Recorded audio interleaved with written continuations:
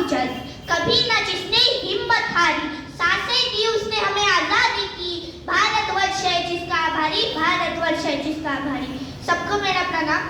मैं snake Bhagyashree Sachin Bhoyar school of scholar का प्रतिनिधित्व करते हुए विषय प्रस्तुत करता हूँ, महात्मा गांधी का चरित्र और कार्य।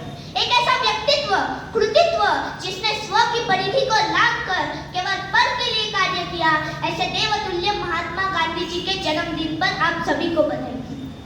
गर्व महसूस करता हूँ कि इस धरा पर एक हाड़ मास का इंसान था जिसने निस्वार्थ भाव से बिना किसी अस्त्र शस्त्र के केवल अपने दृढ़ संकल्प से इस देश को नई राह दिखाई। हमारी भारतीय संस्कृति सत्यम शिवम सुंदरम के जिस तीर वाक्य पर अवलंबित है, हम महात्मा गांधी का सारा जीवन ही उस ध्येय का पर्याय बने नजर आता है। बात चाहे उत्तर भारत की जाए या संविधान के नीति निर्देशक तत्वों को टटोला जाए, महात्मा गांधी जी के मूल्यों का प्रमाण प्रत्येक तत्व पर प्रत्यक्ष या अप्रत्यक्ष रूप से दिखाई देता है।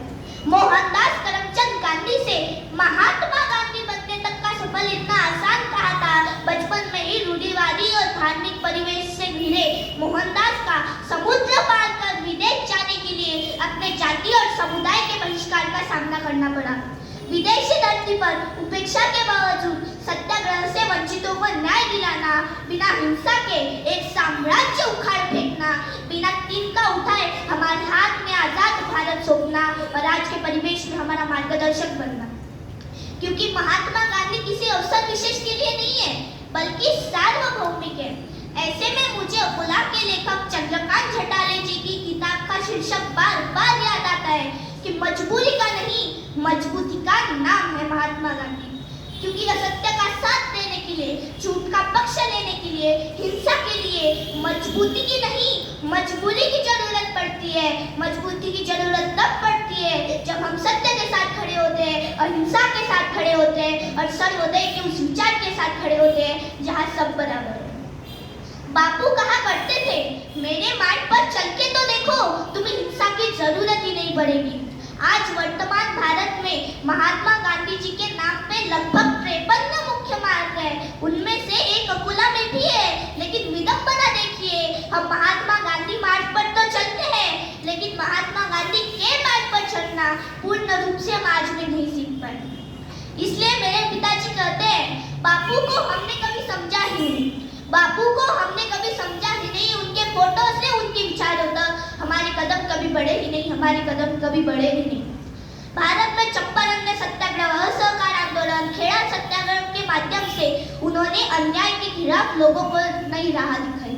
मगर पूरे देश और विश्व में दखल लेने वाला अहमदाबाद से दांडी मार्च तक का नमक आंदोलन उनके जीवन का सर्वाधिक सफल आंदोलन था। सत्य की राह पर अकेले निकल पड़े महात्मा गांधी का यह आंदोलन जनता के सैलाब में बदल गया।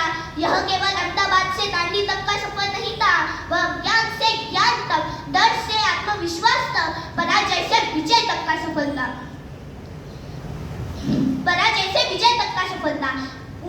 उस समय उन्होंने राजनीतिक, शैक्षणिक, हिंदू मुस्लिम एकता, अस्पृश्यता निवारण, स्वातंत्र संग्राम, इन क्षेत्रों में उनका मूल्यवान योगदान रहा। इसलिए उन्हें राष्ट्रपिता यह किताब दिया गया। गांधी मतलब विचारों की खान, गांधी मतलब विचारों की खान, गांधी मतलब ज्ञान की जान, गांधी मतलब अज्ञान पर मात, गांधी मतलब दलितों के साथ, गांधी मतलब दलितों के साथ। आखिर में महात्मा गांधी को वंदन करके इतना ही कहूंगा, तमाम शहर को लंका बनाया जाएगा, तमाम शहर को लंका बनाया जाएगा, जरा सी बहस को दंगा बनाया जाएगा। हमें जलाओ ना यारों कि वो कपास है हम, हमें जलाओ ना यारों कि वो कपास है हम, जिसे मिला के फिर से तिरंगा बनाया जाएगा, जिसे मिला के फिर से तिरंगा बनाया जाएगा। धन्यवाद।